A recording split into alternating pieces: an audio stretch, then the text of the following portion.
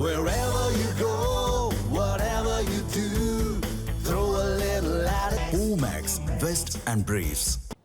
சென்னை மணலி பகுதியில் உள்ள கே தாழை சாலையில் மழைநீர் தேங்குவதோடு சாலைகளும் சிதலமடைந்து காணப்படுகின்றன. விவரங்களை செய்தியாளர் பாவேந்தர் நேரலையில் வழங்க கேட்கலாம். பாவேந்தர், இதனால் அந்த பகுதி மக்கள் எந்த அளவிற்கு சிரமங்களை எதிர்கொள்கிறாங்க?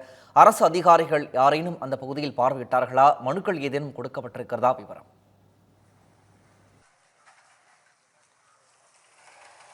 வணக்கம் பிரகாஷ்.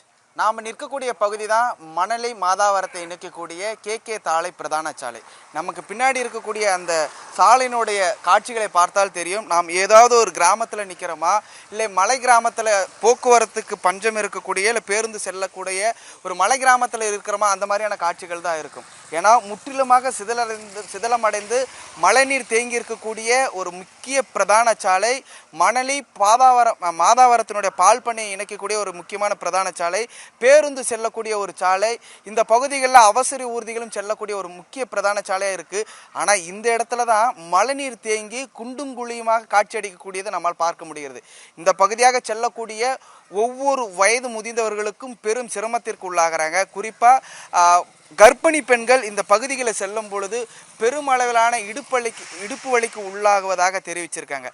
விவேக் கூட ஒரு படத்தில் சொல்லியிருப்பார், இந்த சாலையில் ஒரு ஆட்டோவில் கர்ப்பிணி பெண்ணு கொண்டுட்டு போனால் சுகப்பிரசவம் நடந்துடணும். அதே மாதிரியான ஒரு சூழல் தான் மணலியில் இருக்கக்கூடிய கே தாழை சாலையில் நடந்துக்கிட்டு இருக்குது. குறிப்பாக இந்த பகுதியில் ஒரு 8 மாத காலமாக இப்படியே இருப்பதாக இந்த பகுதி மக்கள் குற்றச்சாட்டு வச்சுருக்காங்க. இதற்கு முன்பு இந்த சாலை சரியாக இருந்ததாகவும், இருப்பினும் மழை காலங்களில் சில நேரங்களில் தண்ணீர் தேங்குவது வழக்கம்தான், ஆனால் அது கடந்து ஓடிடும். ஆனால் இந்த மாதிரியான சேரும் சகதியமாக இருக்காது.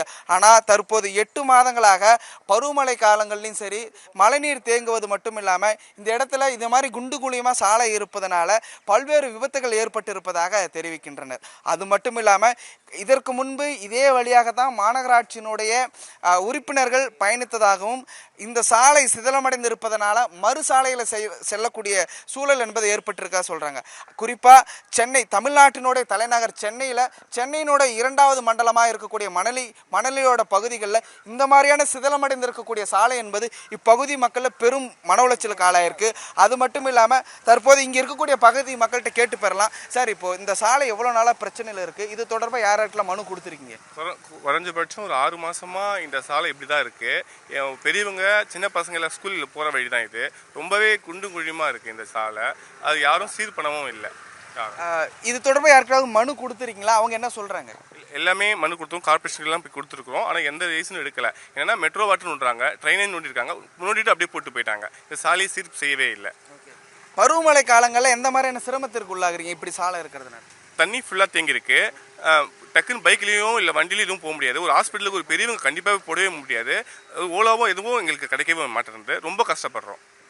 இப்போ இங்கே அருகில் இருக்கக்கூடிய ஹாஸ்பிட்டலுக்கு இதுதான் முக்கிய பிரதான சாலையா? இப்படி போனால் தான் சீக்கிரமாக போக முடியுமா? பல்லாயிரக்கணக்கான வீடுகளுக்கு இதுதான் முக்கியமான சாலை, பிரதான சாலை. இதில் தான் போக முடியும். வேறு எந்த மாற்று வழியும் கிடையாது எங்களுக்கு. இதில் தான் போகணும் கண்டிப்பாக. நீங்கள் இந்த ஏரியாவில் எவ்வளோ நாளாக இருக்கீங்க? இந்த சாலை எவ்வளோ நாளாக இந்த பிரச்சனையில் இருக்குது? இது தொடர்பாக யார்கிட்ட பேசியிருக்கீங்களா? ஒரு 50 வருஷமாக இருக்குது இந்த ஏரியாவில். ஆனால் ரோடு இப்போதைக்கு ஒரு 8 மாதமாக ரொம்ப மோசமாக இருக்குது. வேலைக்கு நாங்கள் தினக்கூலி வேலைக்கு போனால் தான் உண்டு, வேலைனா இல்லை. ரொம்ப கஷ்டப்படுறேன், எங்களால் முடியல. மழை பெஞ்சதுன்னா என்ன மாதிரியான சிரமத்திற்கு உள்ளாகிறீங்க? குழந்தைங்களுக்கு ஸ்கூல் போக முடியாது, ஹாஸ்பிட்டலுக்கு போக முடியாது. மணி 8 மணி ஆச்சுன்னா வெளியே வர முடியாது. எல்லாமே குழியும் அது லைட்டு வசதி இருந்த போல லைட்டும் கரண்ட் கட் ஆகிடும். எங்கேயும் போகணும், மணலியும் போனால் மாதவரம் போனோம், இல்லை மணலியும் போனோம். மார்க்கெட் எங்களால் போக முடியாது. பஸ்ஸுங்க ஸ்டாப் பண்ணிடுது. இந்த பகுதிகளில் இருக்கக்கூடிய மக்கள் தொடர்ந்து இந்த போக்குவரத்து நெரிசல் என்பது ஏற்பட்டிருக்கு. குறிப்பாக இந்த சாலையினால் பகுதியாக செல்லக்கூடிய பேருந்து கூட தற்போது தடை செய்யப்பட்டிருப்பதாக தெரிவிச்சிருக்காங்க. அது மட்டும் இல்லாமல் இந்த சாலையாக போய்கிட்டு இருக்கக்கூடிய குட்டி யானையை பயணித்த ஒரு நபர் நம்மோடு இணைஞ்சிருக்காரு. சார் வணக்கம். இதில் எவ்வளோ நாளாக வண்டி ஓட்டி போய்கிட்டு இருக்கீங்க? எவ்வளோ சிரமமாக இருக்குது? நான் கிட்டத்தட்ட பார்த்தீங்கன்னா ஒரு 2 வருஷமாக நான் போயிட்டு வந்துட்டு இருக்கேன். ஜஸ்ட் இப்போ ஒரு 7 மாதமாக இந்த ரோடு ரொம்ப பாதிச்சிருக்கு. அதனால் பொதுமக்கள் ரொம்ப பாதிச்சிருக்காங்க. இதில் ஆக்சிடென்ட் ஆகிறதுக்கு நிறைய சூழ்நிலைகள் இருக்குது. ஆனால் இதை யார் ஒன்றும் ஒரு பொறுப்பாக அது கண்காணிக்கிறது கிடையாது. போட்டு பழம் தோண்டி போட்டுட்டு போயிட்டாங்க. எல்லா வேலையும் முடிஞ்சுது, போட்டு போயிட்டாங்க. ஆனால் அது பொதுமக்கள் எவ்வளோ பேர் அவஸ்தைப்படுறாங்க, எவ்வளோ பாதிப்பு. இந்த வண்டி நான் கிட்டத்தட்ட ஓட்டிகிட்டு இருக்கேன். இந்த தெருவில் 2 வருஷமாக நான் போயின்னு வந்துட்டு இருக்கேன். ஆனால் இவ்வளோ மோசமாக இருக்குன்னு நினச்சி கூட பார்க்கல. இவ்வளோ கேவலமாக இருக்குது இந்த ரோடு. அது யாரும் இன்னும் ஒரு பொறுப்பாக எடுத்து செய்யறதும் கிடையாது. என்ன இவ்வளோ போயிட்டுருக்கு? எவ்வளோ வயசானவங்க, எவ்வளோ தம்பதிகள் எவ்வளோ போயிட்டுருக்காங்க.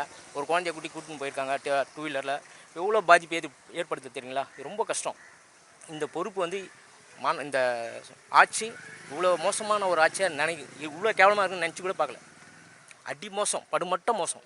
எதனால் இந்த இடத்துல மற்ற நாட்கள் இப்படி தான் இருக்குமா மழை நீர் தேங்கிறது? இல்லை, அருமையாக இருந்தது. இந்த ரோடு அருமையாக இருந்தது. நல்ல ரோடு போட்டு தான் வச்சாங்க. ஆனால் இடையில பள்ளம் தோண்டி இந்த வாட்டர் வாஷ் போடுறோன்னு சொல்லிட்டு ட்ரைனேஜரு ரொம்ப மோசமாக பண்ணி அதையும் மூடி மறுபடியும் ஒரு வாட்டி தோண்டி மறுபடியும் படு மோசமாக்கி கிட்டத்தட்ட 8 மாதம் கிட்ட ஆக போகுது. மண்ணு தான் இருக்குது. வண்டிங்க பொதுமக்கள் எவ்வளோ பேர் அவஸ்தப்படுறாங்க தெரியுங்களா? ஆட்டோலேருந்து 2 வீலர் ஒரு ஓலா புக் பண்ண முடியல, போர்ட்டர் புக் பண்ண முடியல. பொதுமக்கள் அந்த ஏரியாவுக்கு நான் வர முடியாதுன்னு சொல்கிறாங்க. எவ்வளோ கஷ்டம் அது பொதுமக்களுக்கு. அதனால் ரொம்ப பாதிப்பு ஏற்பட்டிருக்கு. இது வந்து இந்த ஆட்சி எப்படி செய்யணும்னு சொல்லிட்டு அவங்க தான் ஆட்சி முடிவு பண்ணணும். ஒரு நல்ல ரோடு அமைச்சு கொடுக்கணும்.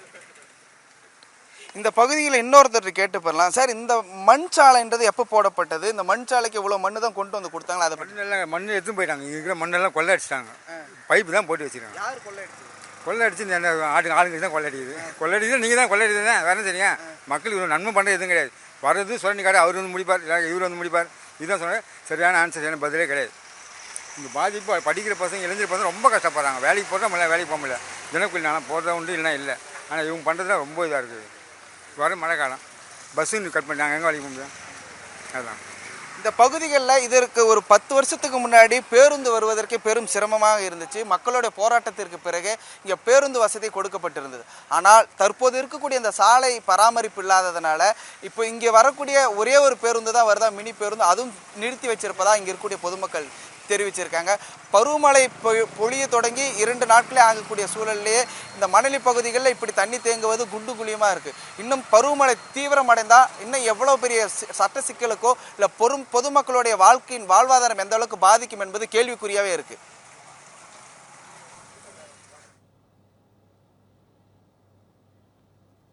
கடந்த 8 மாதங்களாக அந்த பகுதியில் சாலைகள் மிகவும் மோசமடைந்திருப்பதாகவும் மனுக்கள் கொடுத்தும் எந்த நடவடிக்கையும் அதிகாரிகள் எடுக்கவில்லை என்ற குற்றச்சாட்டை மக்கள் முன்வைப்பதை நம்மால் பார்க்க முடிகிறது. பாவேந்தர், விவரங்களை செய்தியாக வெளியிட்டிருக்கிறோம். நடவடிக்கை எடுப்பார்கள் என்று நம்பலாம். விவரங்களையும் காட்சிகளையும் கலந்துரையாடலையும் வழங்கியமைக்கு நன்றி.